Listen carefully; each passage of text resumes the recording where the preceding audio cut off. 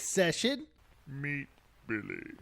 Billy was looking for a new game. He traveled down to his local gaming store in search of a game. Coming across the epic role-playing game Dungeons and Dragons, Billy decides this is the one. Billy rushed home, eager and excited to start his new adventures. Sitting at the table, he cracked the tome open. Ew! Words! Does anybody know where the start button is? Join our adventure party as we delve into the social and cultural aspects of our favorite game, all while enlightening our taste buds with a random craft beer. So crack open your favorite bardic inspiration and roll initiative with us of Dice and Brews.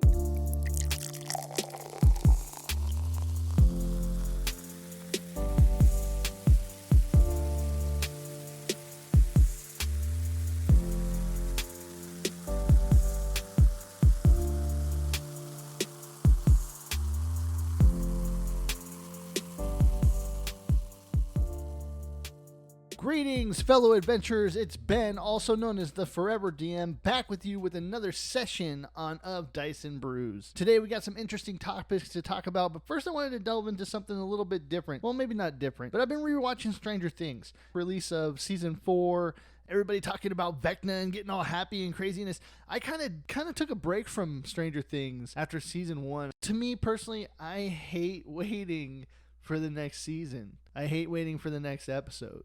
I'm that guy. I need to binge watch everything all at once. When they released season 4 and everybody's talking about Vecna, I was like, oh man, I need to jump back on this. I need to go back, rewatch it from season 1 because I haven't watched it since that one came out, and then watch it all the way through. So the things about this series that get me really in the feels when you're watching it and everybody's like, oh, D&D, blah, blah, blah, are the pure elements and moments of D&D captured in this show. They're really awesome.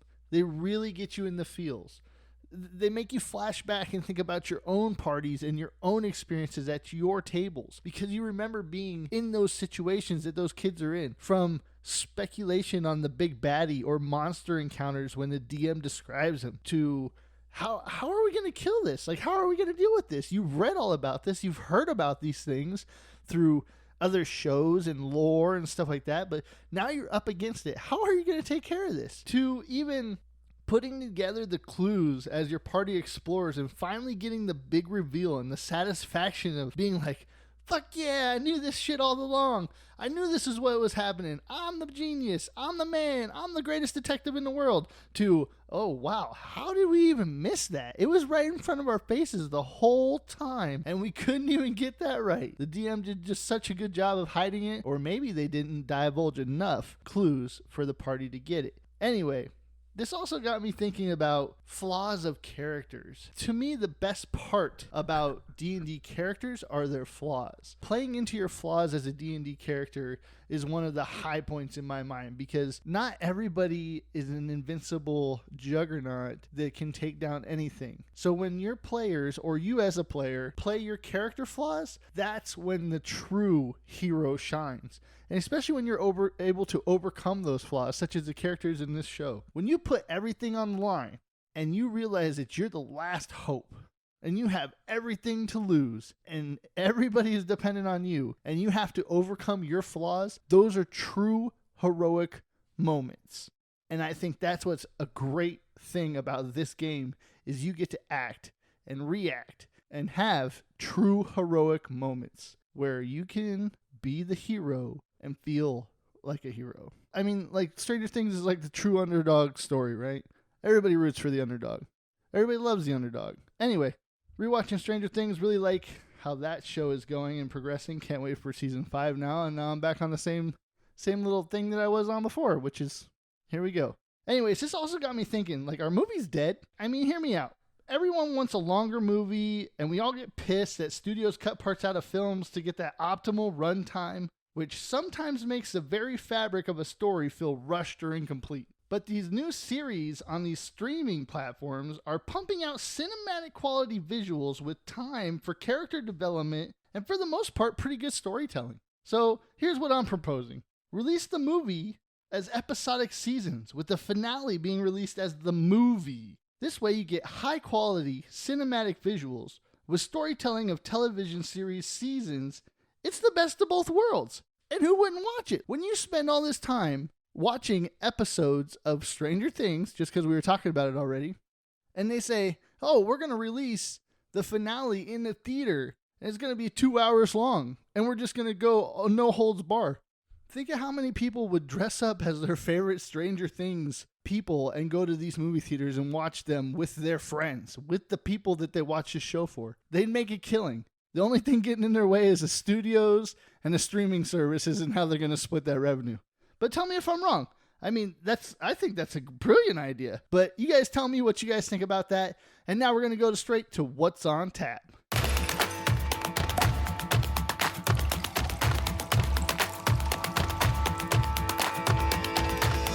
Have a pint, take a break, and relax. It's my favorite part of the show. So tell me, boys, what's on tap? All right, so today on tap we have Founders All Day IPA, which is a session ale. It is 4.7 alcohol by volume. 4.7 4.7, I haven't even cracked this open yet. 4.7 alcohol by volume and 42 IBUs. We are looking at a can. It is a very colorful can. It reminds me of back in the days when you went camping with your folks and they loaded up all the stuff on top of the minivan or the Jeep back in the day, and you went off into the woods. This is brewed by Founders Brewing Company out of Boulder, Colorado. Let me read you the little excerpt they have on the Untapped page. It kind of reminds me of a little D&D kind of thing. We don't brew beers for the masses. Instead, our beers are crafted for a chosen few. A small cadre of renegades and rebels who enjoy beer that pushes the limits of what is commonly accepted as taste. In short, we make beer for people like us. Founders. Brewed for us. Kind of sounds like a little message that a mayor would spark in a town when they're at their worst and they need some push and some inspiration to keep on trucking. Or something like that. But anyway, let's crack this baby open and let's see what we're working with. It's got a nice sound, although all cans sound the same sometimes. Nice big healthy swig. Oh yeah, this is a good one. I like this. I haven't had an IPA in quite some time. This is not one of those very bitter, harsh IPAs at the end. This is very fluid. This is very smooth, but it definitely has that IPA taste, and it's very citrusy, in my opinion. I'll keep sipping on this throughout the session, and I'll get back to you with a verdict at last call, and we'll see how well Founders All Day IPA Session Ale did.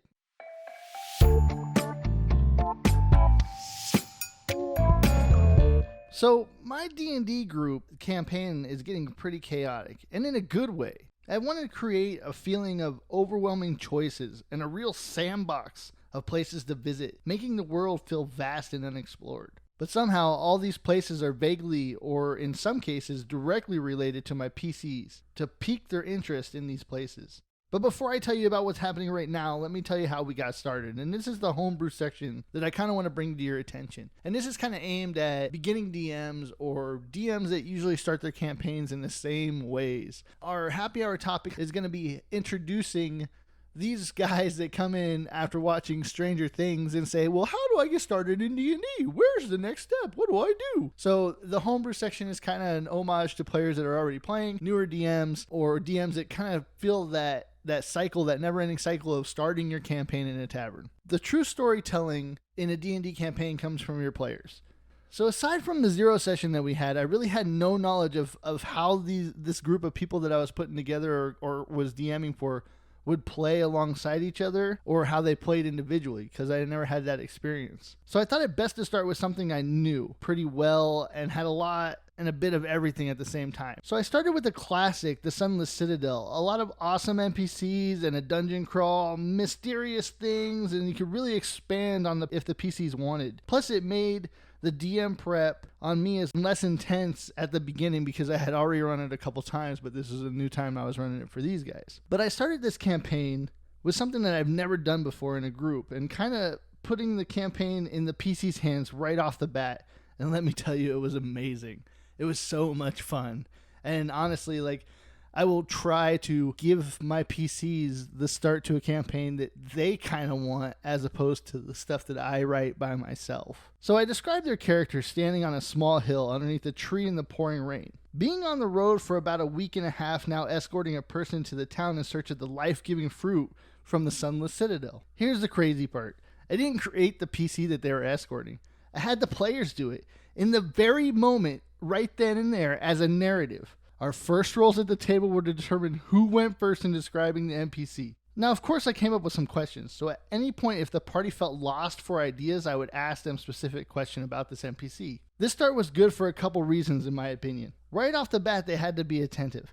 Not only to me, but to the other party members and what was being said about the NPC and all the details. Plus, whenever you create something, even the smallest detail, it becomes part of you. You become attached to it, and you want to know more about it. Number 2, it created a social atmosphere right off the bat. It didn't really give anybody a chance to be Aragon in the corner at the tavern. It didn't give you a chance to separate yourself from the group. Even the most outgoing social person has hesitation in a new environment. Instead of putting the focus of the table on one specific person, put the focus on something that the table is creating together. It eases the anxiety and creates more of a comfortable environment for everybody to participate in when problem solving or other interactions need to occur. When they found out that they were creating a person, when it was happening organically, it became a fun exercise. It became, we're doing this together. I don't have to do it by myself. We're all doing it together. It's all happening. And then on top of that, it put less stress on me. All I had to do was sit there and take notes about this NPC and remember him later.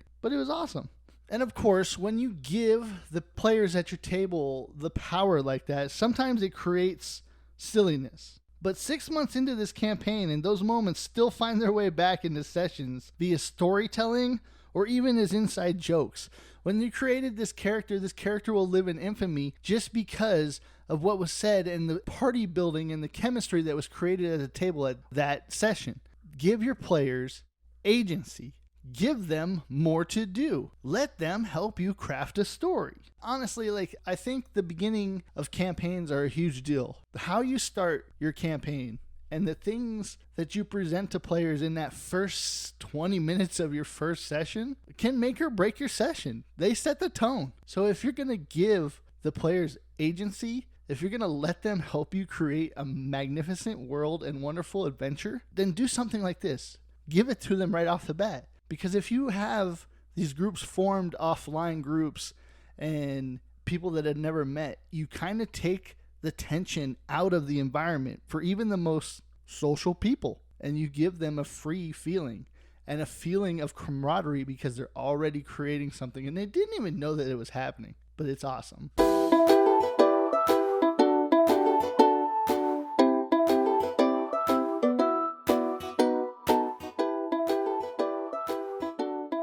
Alright, now that Stranger Things has a Vecna type grasp on the whole world and everybody's talking about Dungeons and Dragons, you got all these people flocking to you like, oh, you play Dungeons and Dragons? How do I get started? Where do I go? What do I do next?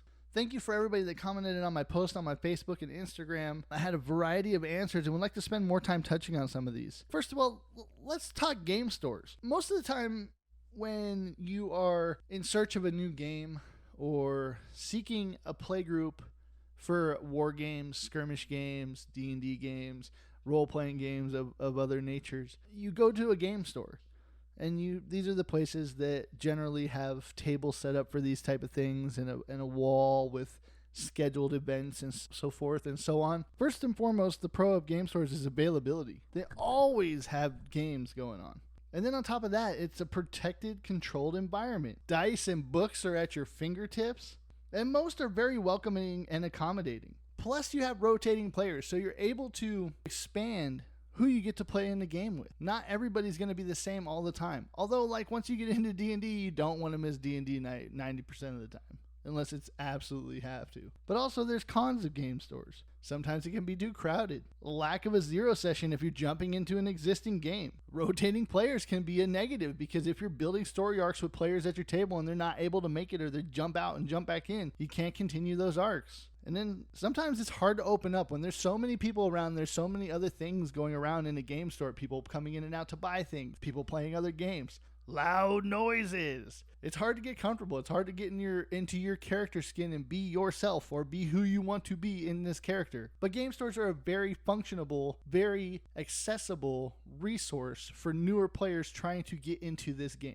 Another way that you could get people into D&D when they ask you, like, how do you get started in D&D, is you can invite them to your game. The pros of inviting them into your game is it's an intimate environment. Aside from that game store, this is a very small place with a handful of people as opposed to all those outside distractions and noises. Small groups lead to better teaching points. You're able to dive into certain sections of this game more detailed as opposed to game stores that have bigger groups that maybe you can't get that one-on-one attention from the DM. Then on top of that, if they're your friend, a personal relationship with this person who's trying to get into this game is already established. They already feel comfortable around you. They've come to you and they asked you in their most vulnerable time, how do I become a nerd?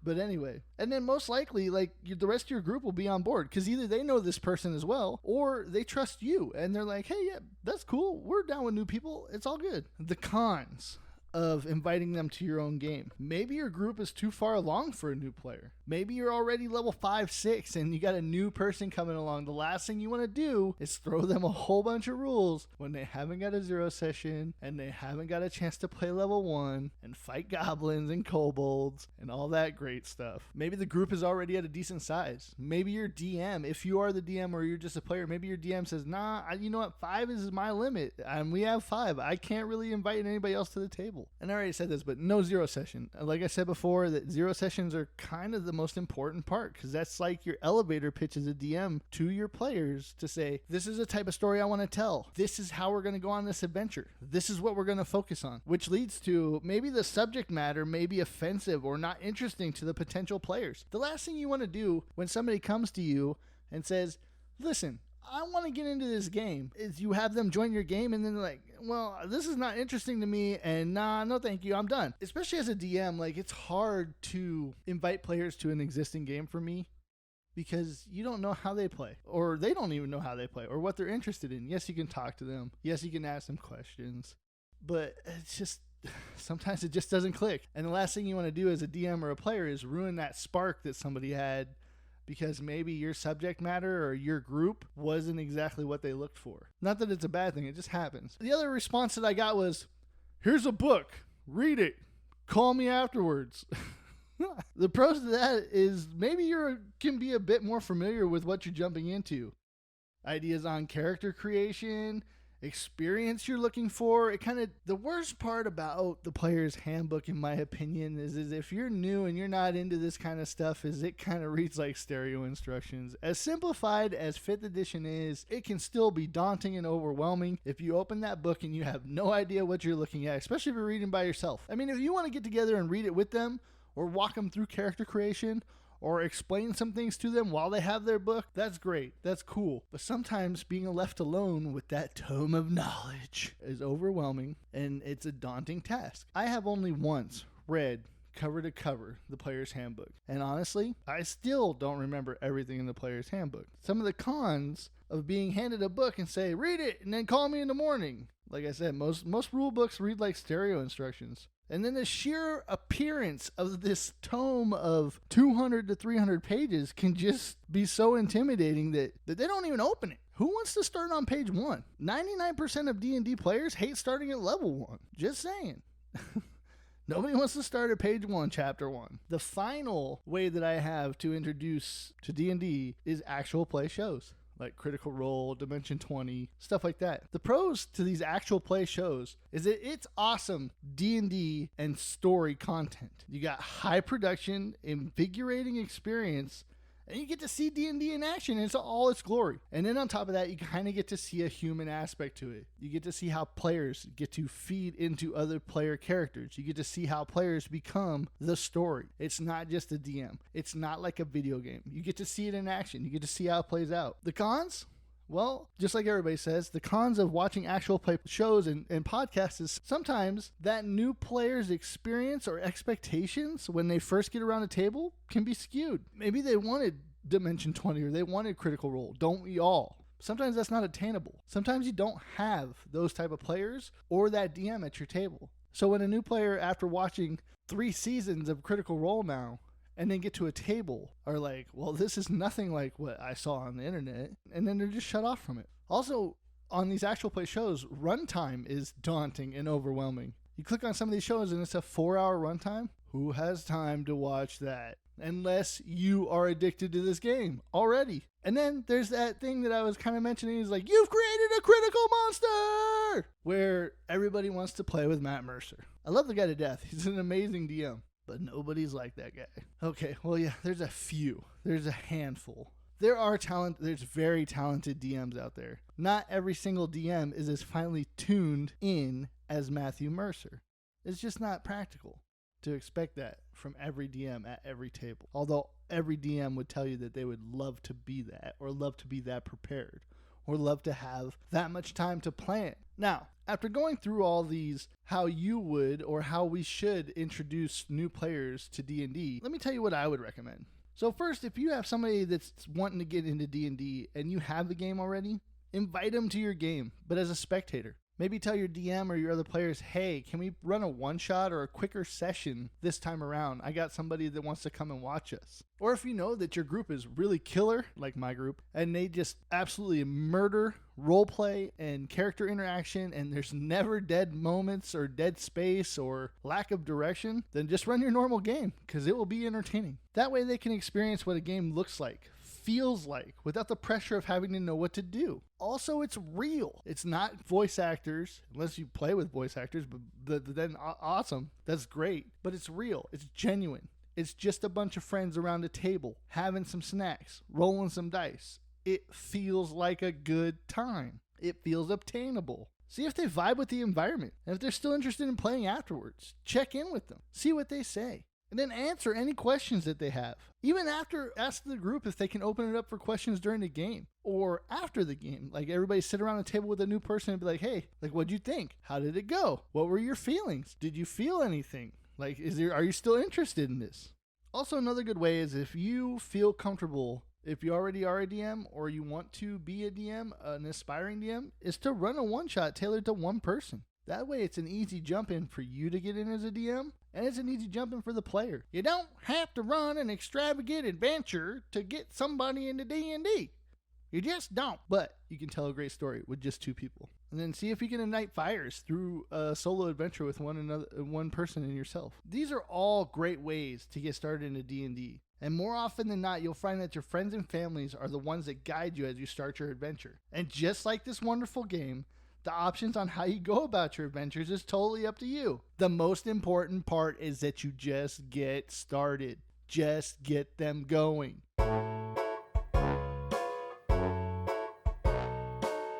Alright, you trolls, it's last call!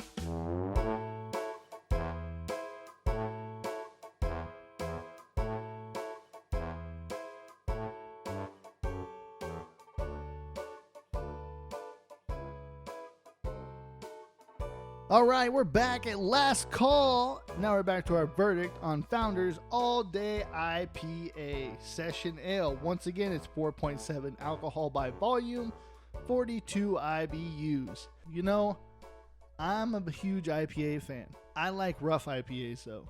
I like that bitter, punch you in the face, suck the saliva out of your mouth, can't stand to take another sip. That's my kind of IPA. This is an entry-level IPA. This is, I think I want to try something else, but I'm not sure if I want to go all the way bitter. It's a solid drink. It's a daily drinker, in my opinion. And those are 2 qualities that you have to have in a beer in my format of rating drinks. But because it's not to my taste, I'm going to give Founders All Day IPA Session Ale a 2 out of 4. You disappoint me. All right, fellow adventurers, in closing on this session of Dice and Brews, I hope you found a way to answer those questions when people come to you after they just watched Stranger Things and they say, hey, how do I get started in D&D? Instead of just handing them a book, invite them to your game. Invite them to your family.